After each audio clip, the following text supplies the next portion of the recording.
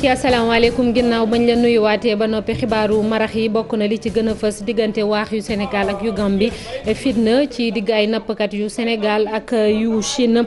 capitaine bu gaal bu Sénégal bi nag dañ koo gaañ sax ba ñu yebal ko ci ab hôpital bu nekk fële ca Banjul ñoom nappkat yi ne nag jot na kilifa yi dakkal licence de pêche yi ñuy jagleel ñiy fayte biti réew.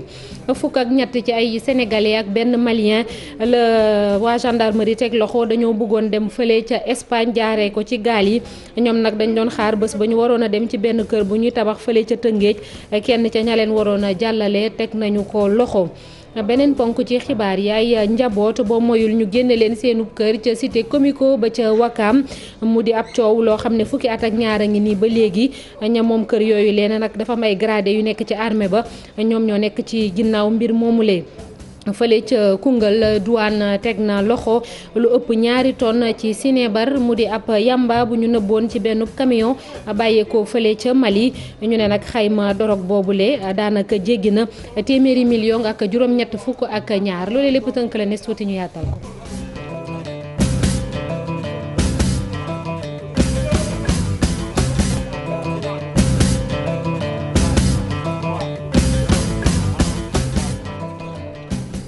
asalaamaaleykum mbokk yi ab fitna ci diggante ay nappkat yu bàyyeekoo fii Sénégal ak ay nappkat chinois yëf yaa ngi amee ci diggante waax yu Sénégal ak yu Gambie la ca tukkee nag mooy capitaine gaal bi bàyyi soqeekoo ca Mbuur dañ koo gaañ ndax ñu ne ab acide ak gasoil la ñu daal di boole sotti ko ba ñu ngi ko téye ci benn hôpital bu nekk fële ca Banjul ñoom nappkat yi ci boppam sax ñoom ñoo filmé seen boobu daanaka ñu ànd ceeg Abdourahmane Diallo ak Mamadou Gueye. ci biir géej diggante nappkatu sénégalais yi ak nappkatu chinois yi. daa fekkoon ñuy seddi mbaal bato chinois bi ñëw rek sol suñ mbaal mi ne ko yow yaa ngi suñ biir mbaal yi yëkkati sa mbaal mi ñu jël suñ mbaal yi bato bi bañ fekk yow liñ ko taf yëpp ñoom ñu ngi yor arme ay li weñ ak ay polam lu nekk teg ko foofu di xaar. ci xeex boobu nag benn sénégalais jot nañ koo gaañu yu metti capitaine gaal gi fi mu ne nii sax ñu ngi koy faj ci ab benn hôpital ci Gambie. ñu tafaat benn dernier bi ne leen dimbali leen ni boobu la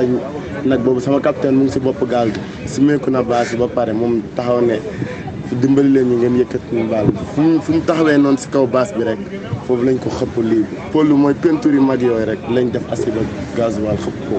si lay profité ñoom ñett lañ woon profité soobu bañ sooboo sama capitaine ba mu yéegee yar taal loxo bi yëpp yaa kenn ki sax daa am saaf ndax dese naa mën fee ñu ko taal xëpp ko ba génn bopp gaal gi sax commencé naa woon a jóg benn booy moo mujjee fay loolu yëpp. nappkat sénégalais yi ak gambien yi di dànkaafu kilifa ñaari réew yi ñu leen di xamal ni ginnaaw bateau étranger li ñu nekk di yàq géej gi fi mu ne nii nag ci nit ñi la ñu nekk te kilifa yi bu ñu seetaalee li mel lambaay mën naa ñaaw. jërëjëf Abdourahmane Diallo ñu woy ba léegi wax ci section recherche gendarmerie bi teg loxo fële ca Tëngéej ay nit fukk ak ñeent ca ñoom yu bëggoon dem fële ca Espagne jaarale ko ci ay gaal ñoom nag ñu ne fukk ak ñett yi Sénégal la ñu bàyyeekoo kenn ki ab malien la ñoom dañoo jëloon diggante 250 000 ak 300 000 jox ko ña leen waroon jàllale te jàpp nañ kenn ca ñoom ni ngeen koy gisee ci image yooyu le ñoom ñoo ñëwee ñëpp ci benn kër buñ doon tabax la ñu kon ca cité Takko ba ca Rufisque jëndoon nañ sax la ñu waroon a dundee ba noppi ak carburant ba leen waloon yebal fële ca Espagne enquête bi gendarmerie mu ngi koy wëyal foofule. ñu dem ca Kaolack ak beneenub saisie bi la yoon nag waa douane ñoom ñoo ko def mu di ab ay ginaar kon yoo xamante ne dañ koo teg loxo ñu ne xaalis bi nag mi ngi toll ci 1 million daanaka ginaar yooyu la dañ ko defoon ci ay paquet ba noppi nëbb ko ci ay ñax ci diwaan boobule ñu naan Bil ab village la waa brigade des douanes bu Kaolack nag nee na ñu taxaw nañu temb ngir képp koo xamante ni da nga bëgg a jël lu nit ñi war a lekk te jaarul yoon nga bëgg koo teg ci marché bi ñu teg la loxo rawatina ci jamono ji ñuy waajal màggal gi Ibrahima Diame Fally Gueye ca Kaolack. importé la ñu def ko ci ay kees ñu ngi fii nag ñu teg leen ci biir makkaan brigade mobile des douanes de Kaolack ginnaaw bi ñu leen ko yëgalee la douanier yi daal di sol seen dàll dem wutali àll ba ci wetu géej ga ngir def saisie bi. waaw lu ñu jàpp ay carton poulet la ñu jógee ñoo ngi ko jàppee si débarcadère Bil Bambara waaw fa lañ ko jàppee. ay carton ganaar la bañ fa demee ñoo ko fekk ñu def ko si saaku ba ñu ñëwee ba suñu brigade indi ko lañu gis ni ay ganaaru bu ne lëmb la ñoo ngi ko dencoon si ñoo ngi ko nëbboon ci ñax yi parce que tey jamono ji àll bi yëpp ñax mi jóg na. njëg li nag boo ko xayma jege na million ci sunu xaalis mu doon nag ci gis-gisu douanier yi menace bu rëy ci njaam ginaar gi ñu yar fii ci Sénégal moo tax ñu ne xeex bi nag daañu ko gën a taral. ñu toll ni cuisse nga jëlee ko dëkk ak dëkk te yii normalement ci frigo la war a nekk mais nga jël ko def ko say saako ne da nga koy deg ko si ay ñax ak tey si contexte Covid bi ñu nekk contexte taw bi ñu nekk muy nawet te ku xam nawet xam ne feebar day bëri nga bëgg a teg loolu yëpp jox ko ay doomu aadama ñu koy jëfandikoo kooku moom maanaam lor nit ki la. saisie bi nag ñoo ko def ginnaaw ay bés rek des pour ñu amal lii di gàmmu bi wala boog màggal bi moo tax douanier yi bàyyi ci xel bu baax a baax ne lii nag daañu ci gën a jóg ndax bëri na lool commerçant tapale yu nga xamante ni dañ ci profito pour mën a évacuer seen marchandise bu bon te loolu le nee nañ duñ ko seetaan tey duñ ko seetaan ëllëg. lu ko soriwul dara région bu Kaffrine rawatina Koungheul ak douane ba nekk foofu la ñoom tamit am na liggéey bu ñu def teg loxo daanaka ñaari junniy tonnes ak ñaari téeméer juróom-ñett fukk ak ñaari kilogramme sinébar mu di yamba ci benn camion bu jóge fële ca Mali yëf yaa ngi amee démb ci boori timis ñu ne nag sinébar bi dañ ko defoon ci ay saagu ñaari kilo bu ca nekk nëbb ko ci benn pàcc ci woto woowule marchandise mi booy xool nag xayma ci koppar daanaka jéggi na téeméer juróom-ñett fukk ak ñaari million ci sunuy koppar. ñu wax ci leneen muy ab page Facebook bu ñuy duppee luttons contre l'indiscipline des Sénégalais maanaam xeex ci ñàkk teggi nag worma yu Sénégalais yi ab page Facebook la administrateur bi nag police daf ko déglu woon ci benn image bu ñu jàllale woon ci page boobule ñu ci wane benn policier benn takk der mu teg ab scooter ca coffre ba nag mu am ay billets yu bëree bëri moom mi DJ Malick te muy administrer page boobule nee na ñoom ñëpp taxaw nañu temm ngir xeex lépp luy nduroo ko fii ci réew mi ak fu mu mënti jógee dañ koy déglu ci micro Maimouna Ndiaye ak Diafara Ba ginnaaw ab conférence de presse. woo ñu police déjà dafa fekk ni dafa am benn administrateur bu nekk ci page LCIS bu dugaloon benn photo ci page bi donc policiers yi jàpp nañ ni ñun dañuy photo nit ki ci te yéegu ko te nee nañ loolu loi da koy tere mais ñun boo xoolee page bi nekk ci photo bi nekk ci page bi du nit ki ci boppam rek lañ dénoncé ki dugal photo bi mu koy dugal man yéeguma ko mais au moins jël na soin wu nëbb kanamu nit ki te du nit ki lañ doon dénoncé du institution lañ doon dénoncé mais ki dugal xam naa ni je suis à 80% sûr que acte bu mu gis la doon dénoncé day nekk lu may ñaawlu en tant que waxuma sax administrateur mais en tant que citoyen dafa nekk loo xam damay ñaawlu parce que réew ma ne woon tey boo jëlee exemple foofu noonu bu fekkoon acte bi man sax maa dugal photo bi kon woo nañ ma bu yàgg décoré ma wala am prime bu ñu ma jox c'est pas du loolu lay seet fii ci Sénégal mais damay wax rek comparaison pour ñu xam naka la yeneen réew di doxale moom dañuy déglu suñu avocat lépp lu ñuy wax ñu def rek ñu dinañ ko def te tamit police heure bu ñu soxlaa wooñu génnuñu réew mi dawuñu. armée bu Sénégal nekk ci dëj nag ak faatub colonel Fallou Wade moom daanaka lu yàgg sax nag moom moo jiite musique principale forces armées bu Sénégal dëddu na àdduna tey jile ginnaaw ba mu làqee juróom-ñaar fukki at ak ñeent fii ci Ndakaaru bu ñu sukkandikoo ci APS nag moom militaire boobule ñu ngi ko formé ci keppaaru lieutenant colonel Jean Avignon nekkoon chef musique principale des forces armées bu njëkk diggante 1966 ba 1978. moom colonel Wade mu am diplôme ci conservatoire militaire musique armée de terre bu France laata muy amal ab tournée ak ay concert ci ñeent fukk ci ay villes yu nekk foofu ca France diggante 1970 ak 1972 ñu ne nekkoon na it ci conservatoire supérieur musique Paris ak opéra bu Paris ci yenn ci ay instruments yu mu jàng foofu leen ngeen koy gisee ci image yooyu muy kon colonel Fallou Wade. ab coowal suuf ci Comico nekk fii ci Wakam te coow li fukki at ak ñaar a ngi nii ba léegi ñu ne ñii dëkk foofule boo mooy ñu génne leen ci seenub kër te nee nañ amul kenn ku bëgg a def loolu lu dul ay gradé yu nekk ci armée bi ñoom ñi moom seen kër yi nag nee nañu xanaa kay dañuy jaar ci seen kaw waaye duñu mës a bàyyeeku foofule te dossier bi mi ngi ci kanam mu yoon reportage Aminata Mbaré Sow Thierno Laurent Mendy. ab xëccoo la ci wàllu dëkkuwaay moom nag yàgg na bi mu juddoo boobu ak léegi nag diggante Comico ak ñi nga xam ni ñoo dëkkee cité Terme Sud déggoo amagul. démb ak barki démb kenn koo fi doon may terrain du ko bëgg ñii ñoo fi dëkk ak jaan yi ñii ñoo fi dëkkandoo ak jiit yi mais tey lan moo tax ba ñu dem ne xam ne fii rek a des si suuf ñu ñëw ne dañ leen di génnee yóbbu leen fan ñu def leen ay tumuranke ñu ngi lancé appel président Macky Sall que ne mu wax général bi disposition yu mu jël fii mu dellu si ginnaaw ñu delloo ni seen 150 mètres carrés yu ñu dëkkee xëccuwuñu ñaari parcelle xëccuwuñu ñetti parcelle seeni kër lañ soxla. ñi gën a bëri ci ñi dëkkee foofule ay militaire la ñu woon wala ba léegi doon ay militaire ñenn ci ñoom jàpp ne ay gradé yu nekk ci armée bi ñoo nekk ci ginnaaw seen i jafe-jafe yooyu la. colonel yeeg généraux yi nga xam ne ñoom ñoo làqu ci ginnaaw Comico naan dañu dal suñu kaw fii Comico amu fi wàll amu fi dara lu mu fiy def terrain bi jox nañ ko ci liñ koy jox ba pare na demee na leen ne état du Sénégal radié turu Comico ci contentieux bi. dañoo jaay suñu bakkan pour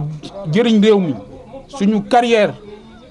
suñu ndaw yëpp Sénégal jël na ko. bu ngeen xoolee fii di ngeen gis ñoo xam ne c'est des mutilés de guerre ñii wàññeeku nañ fii bàyyi fi ay veuves ay orphelins. dossier bi nag mu ngi ci kanamu justice ñuy xaar ku leen ci gindi. ak Comico ak suñu fii collectif bi ñu ngi doon nekk ci ay négociation ba ñu dem tribunal suspendre dossier bi ba ñëpp am yaakaar gis nga am na ñu fi yëkkati ay étage waaye moom bi mu yéegaatee moom mu ne déedéet du ma ko bàyyi de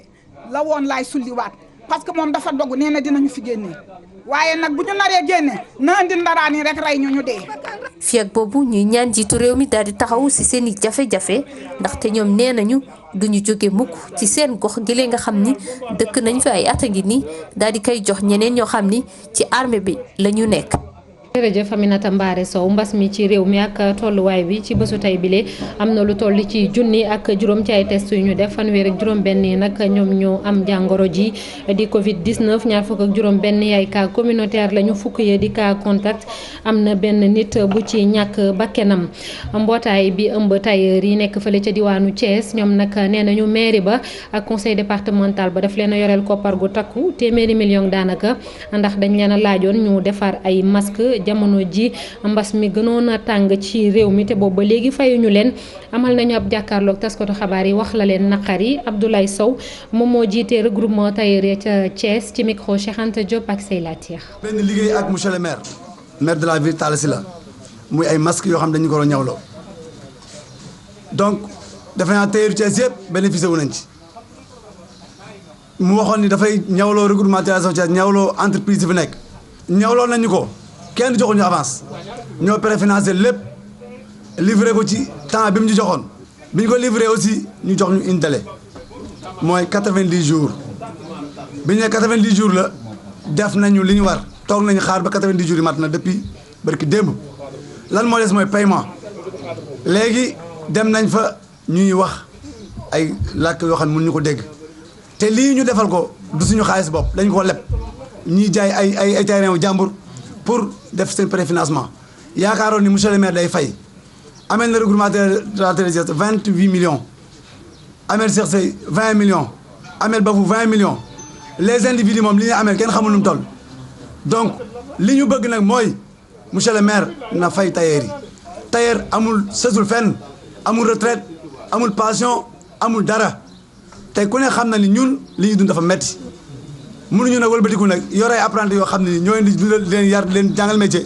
wëlbatiku engagé marché bu toll nii ñu ñëw ko livré la ko te mënoo fay ñi la ko liggéeyal monsieur le maire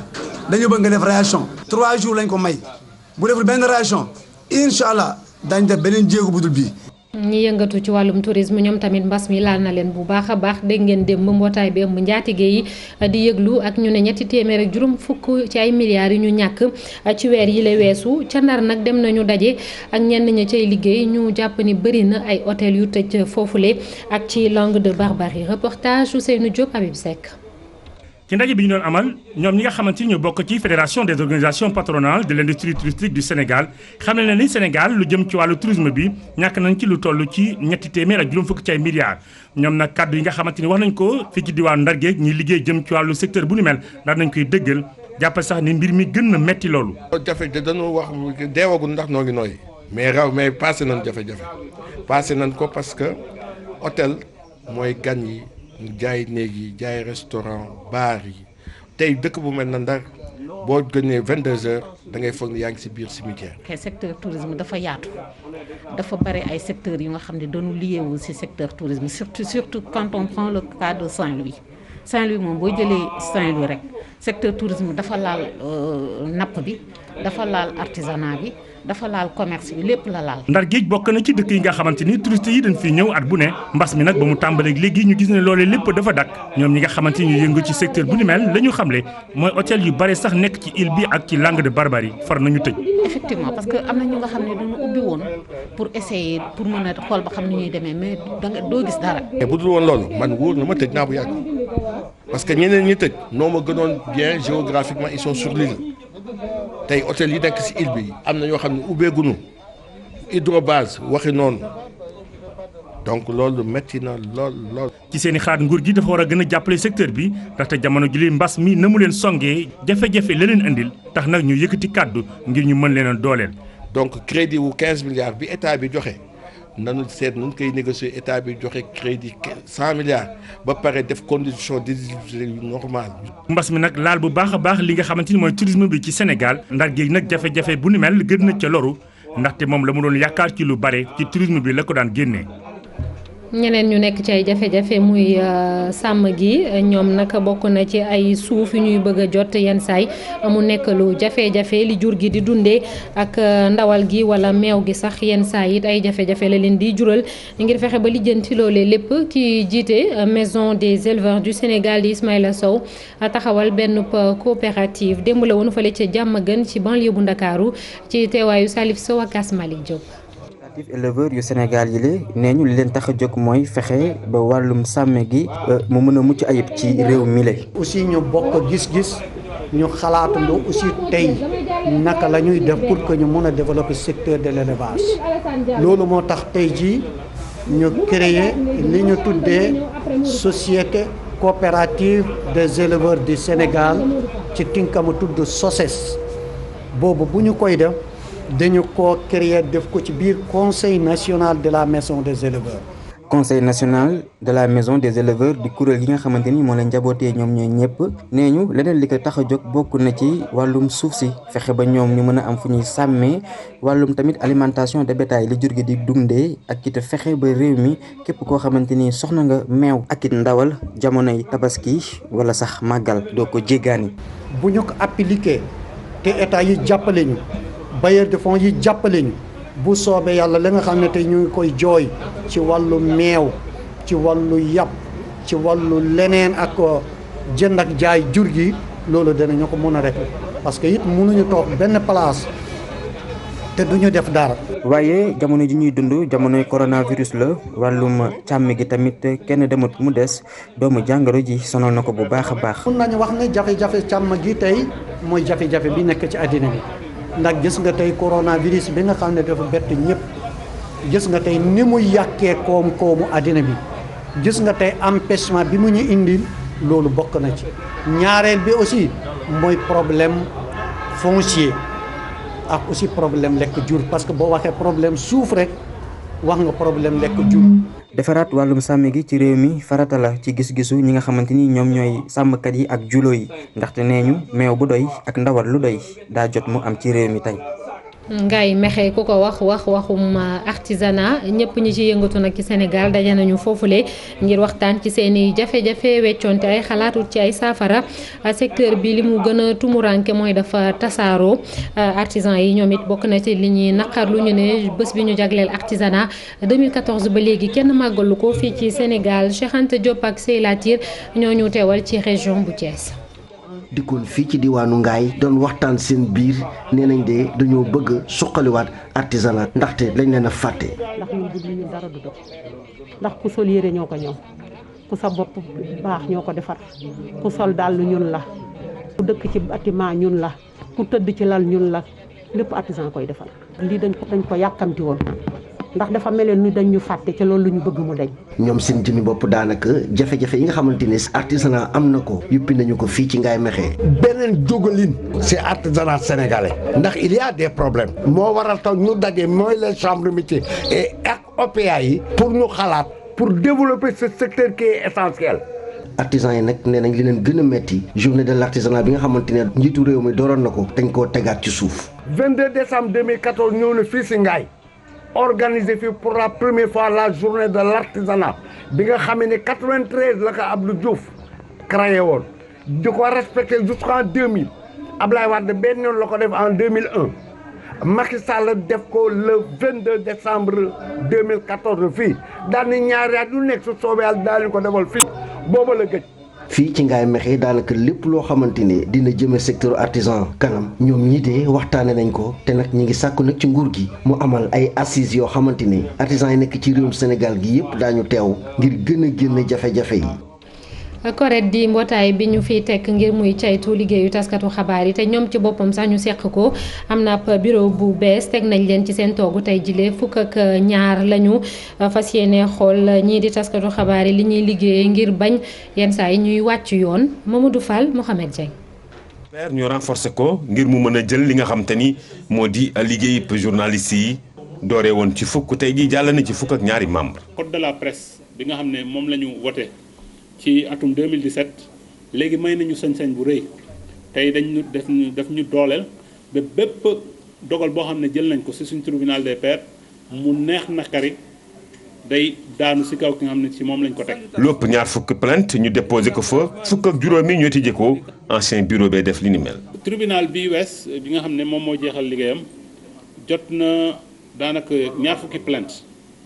mais ci ñaar fukki plainte ak yooyu. fukk ak juróom càmbar na ko si fukk ak juróom yooyu fukk ak ñaar